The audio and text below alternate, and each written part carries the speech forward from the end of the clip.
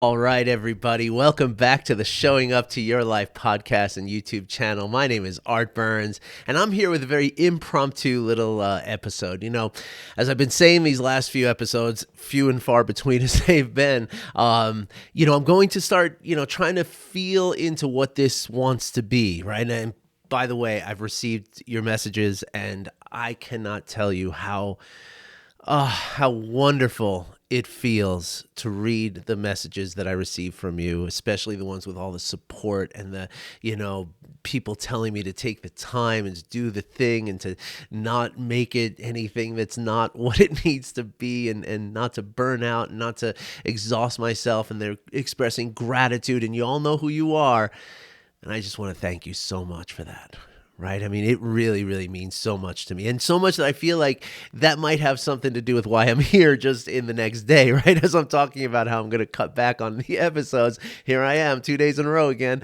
but this feels different, right? Because right now I'm jumping on because I was just inspired about something. I just had this thing that I just wanted to talk about. So I'm just hitting record and going for it. So we're going to see how that works now and see how that feels. So maybe it'll be a couple more days before this happens again. Maybe it'll happen tomorrow. Maybe it'll even happen later today, right? But it might go like weeks between, right? So let's see how that works out, right? Let's sort of feel into that. But again, I want to make this, the podcasts now are about what the podcasts are going to be. It's kind of like the Jerry Seinfeld thing, right? It's a show about nothing, right? So, but of course it's not. So anyway, what I want to talk to you about now is I was just kind of working through making some notes, talking, about something that somebody's going through that, a client that I have, a student that I have that's going to be actually meeting with them tomorrow.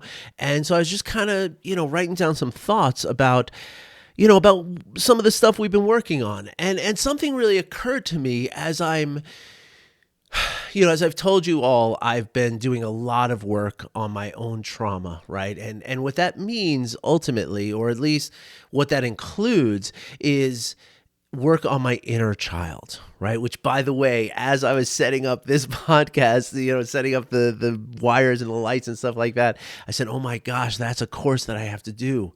Mindfulness, self-compassion, and your inner child. That's on the docket, folks. That's coming up. I'm going to do that one hopefully in January, and hopefully maybe somebody will want to join that one, because I think this is really important. Because as I'm going through, and again, I'm doing all of this without therapy, right? Like I'm not, when I do inner child work, I'm not doing it with a therapist.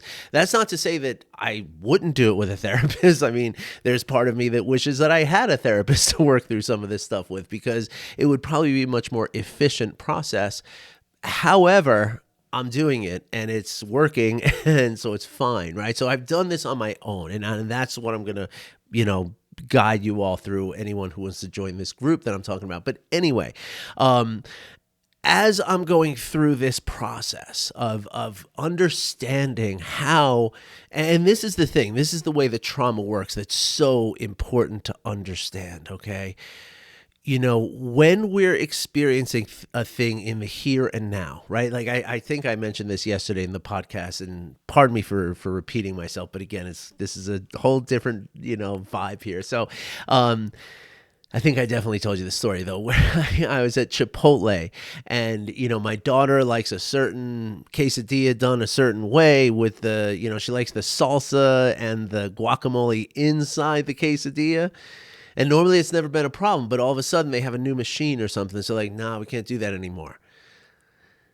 Now, look, I'm a 52-year-old man, almost 53 years old. I have 2 children who are thriving, healthy, mind, body, and spirit, right? I'm a mindfulness coach. I help, I have 15 active clients and students at any given time that I'm helping them to manage their moment-to-moment experience with mindfulness and compassion.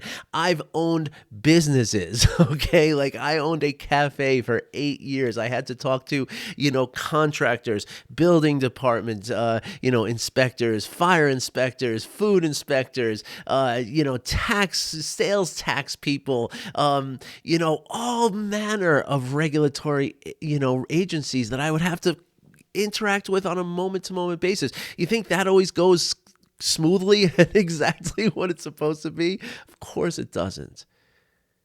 I've worked in a high-powered New York City Mad Men environment for almost 20 years.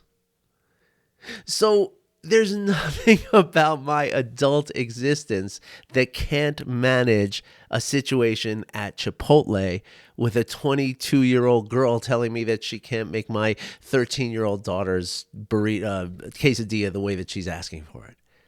Right? There's no reason whatsoever that should pose a problem for me.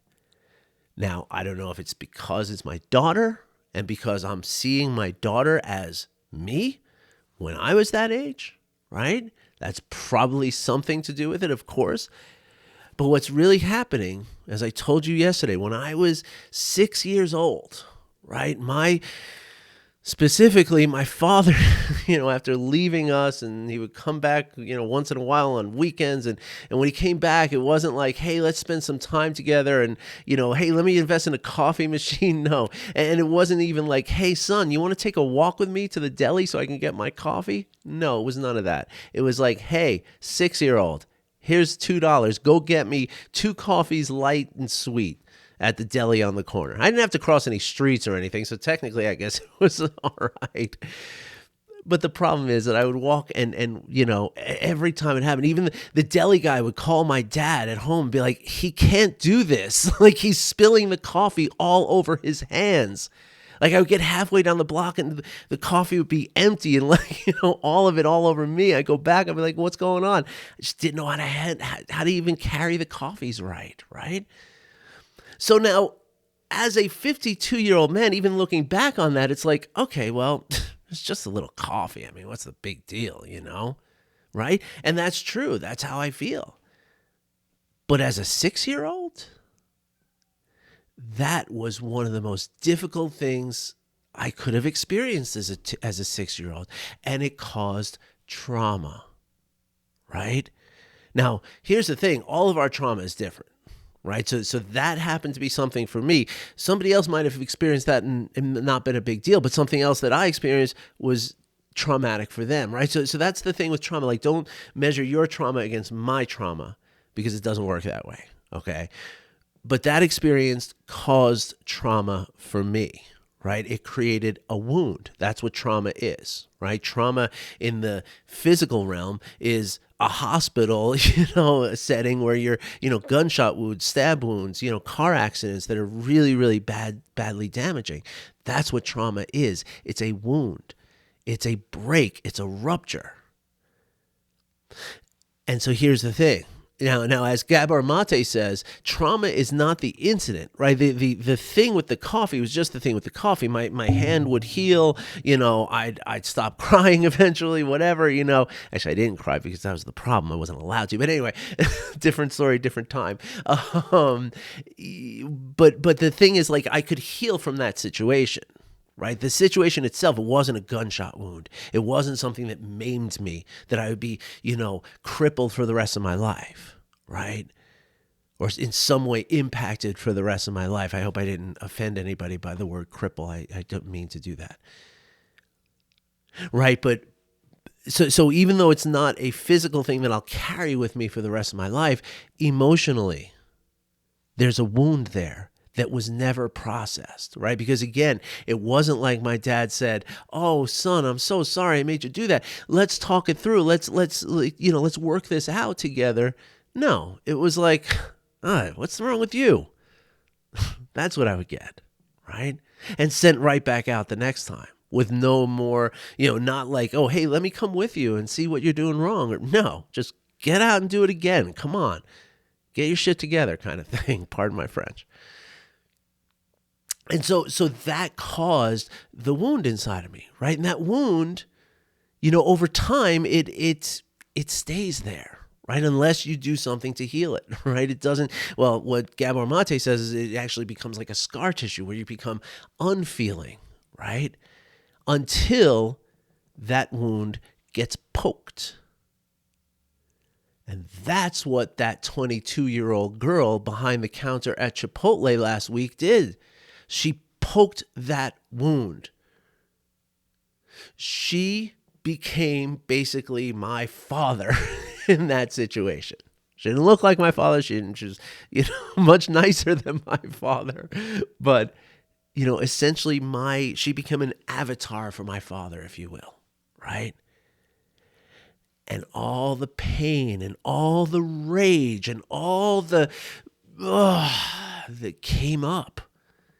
And I was rude, and I was even a little, it was borderline. In the past, it would have been much, much worse, and we got to recognize that, right? Even though I felt like I effed up a little bit, nowhere near what I would have done even 5 years ago, right? But there was even a slight bit of like dehumanizing, right? Like I became that person again, right?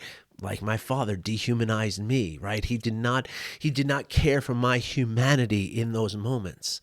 I became nothing more than a slave, a servant, right? I was just there to serve him. I was not my own valid, beautiful human. And that's what I made this girl feel like a little bit. And again, just a little bit, much better than it used to be. In the past, I would have like, oh my gosh, I can't even tell you the mean things I would have said to this woman. I told you about what I said to that kid in the pet food store that one time, right? Oh my gosh. So anyway, pardon me. So the reason I'm telling you this story, and I appreciate you hearing it because it feels good to say it, right? Because even though I'm feeling the emotions right now, that's my point, right? That's the point of this podcast, is this episode, is that I grew up, of course, because of all this trauma and the just the terrible, parenting and all that kind of stuff. And also because my parents were this way too, right? That we were all very aversive in our personalities, right? Which is to say that we wanted things to be different from the way things were. Basically on a constant basis, like almost all the time, right? Like there were fleeting moments where like everything was just right, and it's like, okay, this is good.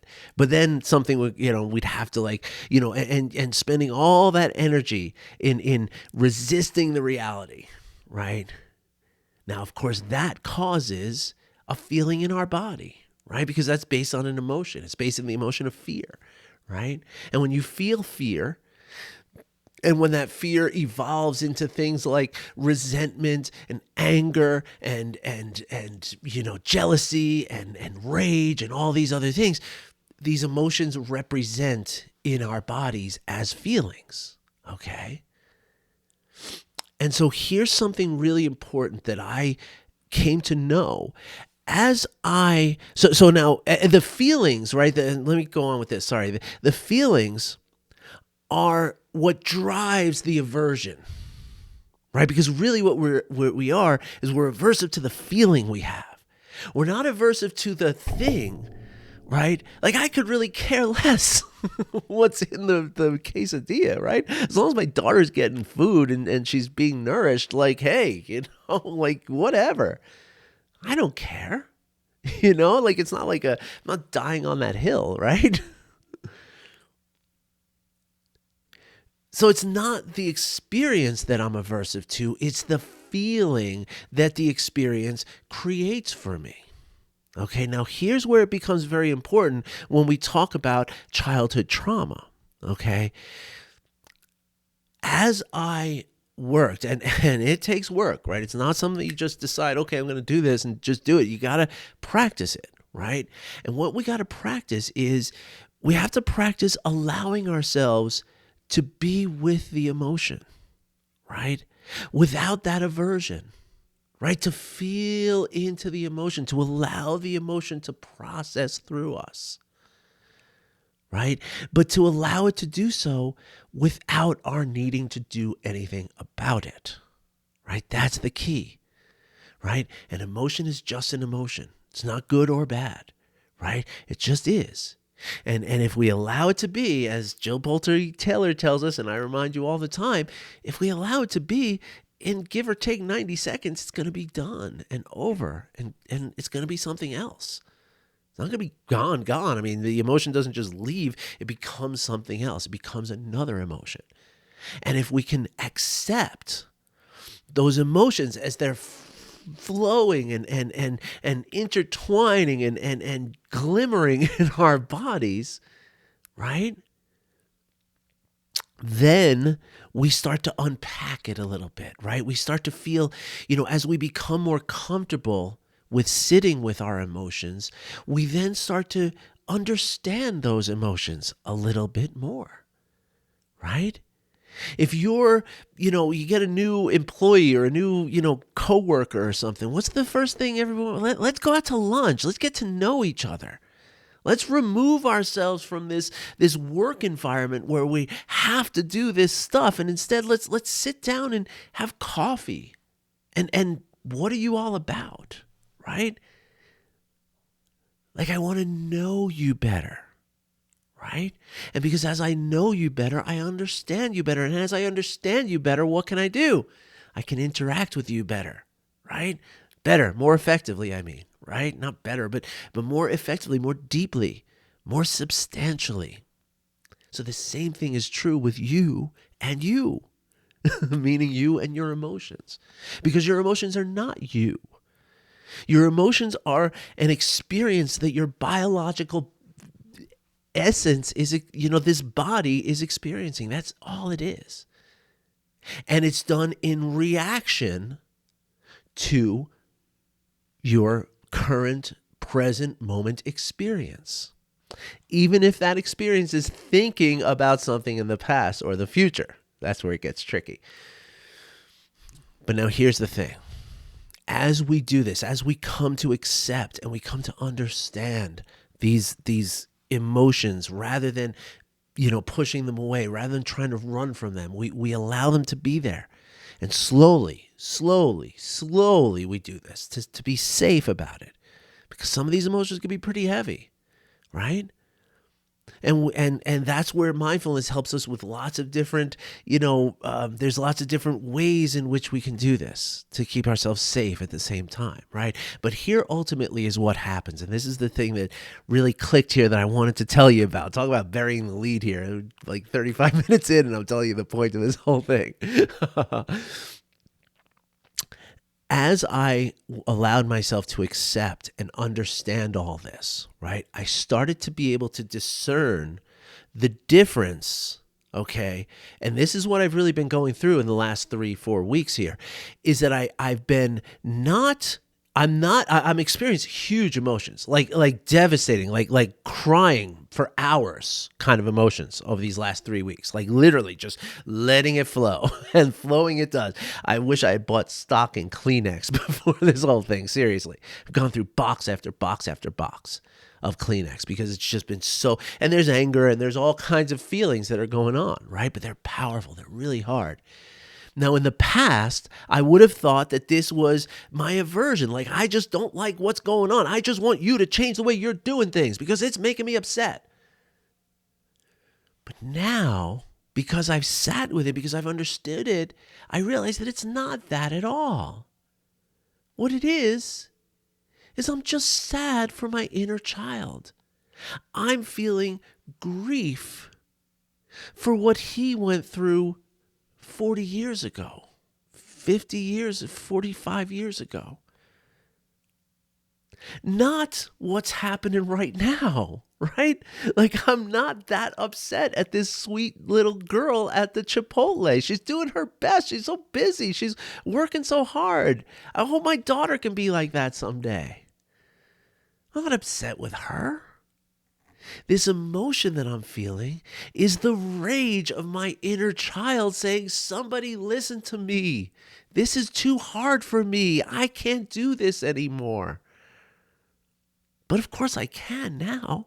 So it's more about understanding that I'm going through a grieving process. It's not struggle. It's not strife. It's grief from something that happened 45, 47 years ago.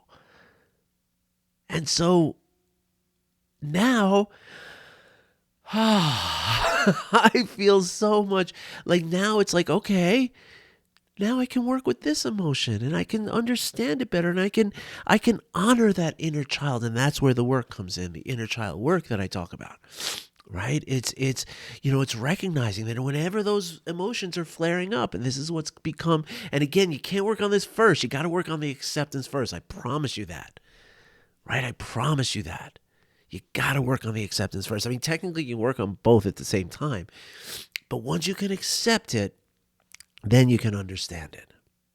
And once you can understand it, then you can really start to work with it. And working with it is really simple and really beautiful and really your own thing, right? It's nothing that you have to do in a certain specific way. I mean, I'll help you do it. I'll help you figure it out. But it's really about, like, I know one person who likes to hug a pillow. I was advised at one point to put an altar, right? Where it's stuff that I took from my son, who was about the age, like 6 years old at the time. Actually, a little younger than that. So Legos and baseball cards and, stuff like that. A little Super Ball, just stuff that reminded me of my own childhood. So that I could look at that and say, oh, man, I love you, buddy, right? And most of it's just looking back and saying, hey, man, yeah, dude, that was hard. That was really hard for you, my man. And there's lots of other ways in which we could do this. But anyway, I'm crying now, so this is how it's been. But trust me, folks, these are good tears. This is fine. This is good. I'm working it out, right? I'm crying tears that have been stuck in here for 45 years. They need to come out, right? So it's all good. So don't worry about me. I'm fine. But thank you so much for listening. Thank you for watching. I really, really do appreciate this beautiful community that we've built here. And I've always seen myself as the giver of this community, and it feels so good to receive from this community. So thank you so much, everyone. And don't worry. Something's going to happen. It's going to be really beautiful. All right. Everybody, have a great day. Might see you tomorrow. Might see you in a few days, but I look forward to the next time that I can deliver some information to you. But again, I've seen some of you following me on the social media. I'll put the links in the description again today. I'm gonna start doing. I didn't do it yesterday because I had such a scraggly beard on. I didn't want to show up on social media after like a month away. Like, everything's good, like Grizzly Adams or something. So so I'm gonna try to do a little video today. So and hopefully like every day, because it's just a 3-minute thing or even less. So, all right, everybody, take care. Wish you well. I'll be back again soon. Take care.